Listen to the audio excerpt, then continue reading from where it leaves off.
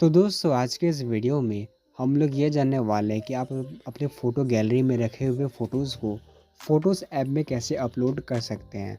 तो अगर आपको ये नहीं पता कि फ़ोटोज़ ऐप क्या है तो मैं आपको बता दूँ, ये जो फ़ोटोज़ ऐप है ये गूगल का ऑफ़िशियल ऐप है।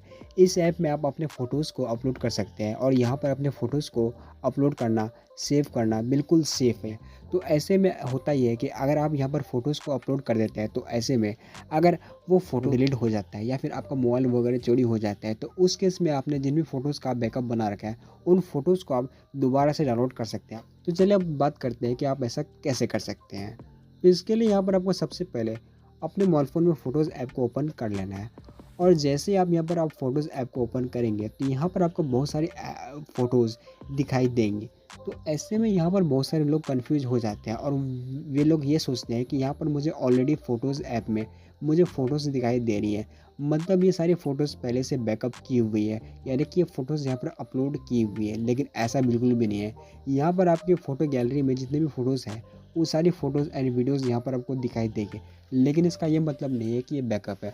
अब होगा ये कि अगर आपने उन फ़ोटोज़ को अगर आप अपने गैलरी से डिलीट कर देते हैं, तो ऐसे में यहाँ से भी वो सारी फ़ोटोज़ ऑटोमेटिकली डिलीट हो जाएँगी।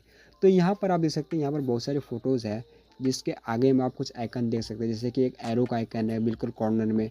सारी फ़ोटोज़ में कॉर्नर में एक एरो वाला आइकन है। सो इस आइकन का मतलब ये है कि ये फ़ोटोज़ अभी बैकअप की हुई नहीं है। आपको इन फ़ोटोज़ को बैकअप करना पड़ेगा। इसके लिए आपको फ़ोटो पर क्लिक करना है और इसके बाद यहाँ पर एक आइकन आप देख सकते हैं।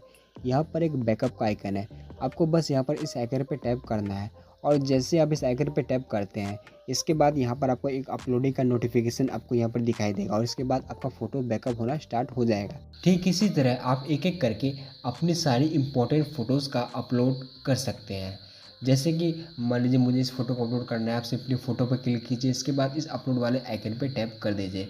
ठीक इसी तरह सेकंड फ़ोटो पे क्लिक कीजिए और उसके बाद अपलोड वाले आइकन पे टैप कर दीजिए। ठीक इसी तरह बाकी सभी फ़ोटोज़ पर क्लिक करके इस अपलोड वाले आइकन पे टैप कर दीजिए। इसके बाद ये जो फ़ोटो है ये ऑटोमेटिकली अपलोड होना शुरू हो जाएगा।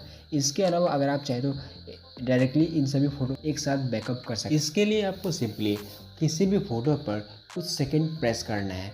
कुछ सेकंड प्रेस करने के बाद आपके सामने में मल्टीपल सिलेक्शन का ऑप्शन खुल जाएगा। इसके बाद आप सभी फ़ोटो पर क्लिक कर दीजिए। आप जितनी भी फ़ोटोज़ को अपलोड करना चाहते हैं उन सभी फ़ोटोज़ पर आप क्लिक कर दीजिए और इसके बाद आप सिंपली यहाँ पर सबसे नीचे में आपको एक ऑप्शन दिखाई देगा, वो है बैकअप का।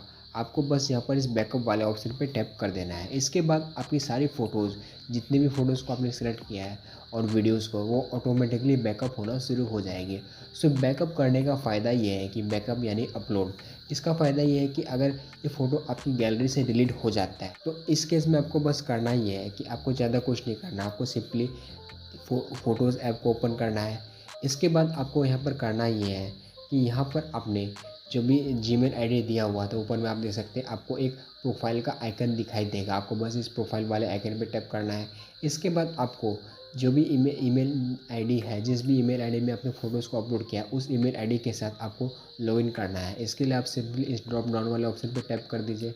इसके बाद ईमेल आईडी को आप सेलेक्ट कर लीजिए।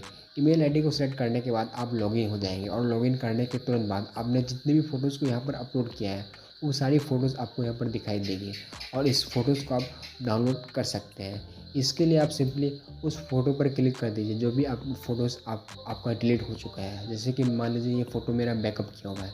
सो अगर ये फ़ोटो आपकी गैलरी से डिलीट हो जाता है, तो उस केस में जब आप इस फ़ोटो पर क्लिक करेंगे, तो इसके बाद यहाँ पर आप थ्री डॉट वाला ऑप्शन पर टैप करेंगे, तो यहाँ पर आपको एक डाउनलोड का ऑप्शन दिखाई देगा। मेरे केस में डाउनलोड का ऑप्शन दिखाई नहीं दे रहा है क्योंकि ये फ़ोटो अभी डिलीट नहीं है। ये फ़ोटो मेरे गैलरी में ऑलरेडी सेव है। इन केस अगर ये फ़ोटो यहाँ से डिलीट हो जाता है मेरे गैलरी से, तो यहाँ पर फ़ोटोज़ ऐप में मुझे यहाँ पर इसको डाउनलोड करने का एक ऑप्शन दिखाई देगा और मैं उस डाउनलोड वाले ऑप्शन पे टैप करके इस फ़ोटोज़ को डायरेक्टली डाउनलोड कर सकता हूँ। तो कुछ इस तरह से आप फ़ोटोज़ ऐप का यूज़ करके अपनी सभी फ़ोटोज़ को अपलोड कर सकते हैं। इसके अलावा एक और तरीका होता है जिसके ज़रिए आप अपनी सभी फ़ोटोज़ को एक साथ आप इस फ़ोटोज़ ऐप में अपलोड कर सकते हैं। तो चलिए उस तरीके के बारे में भी जान लेते हैं। तो इसके लिए आपको यहाँ पर सिंपली गैलरी वाला ऑप्शन पे टैप करके गैलरी को ओपन कर लेना है। आपका जो भी फ़ोटो गैलरी है आप सिंपली उसको ओपन कर लीजिए।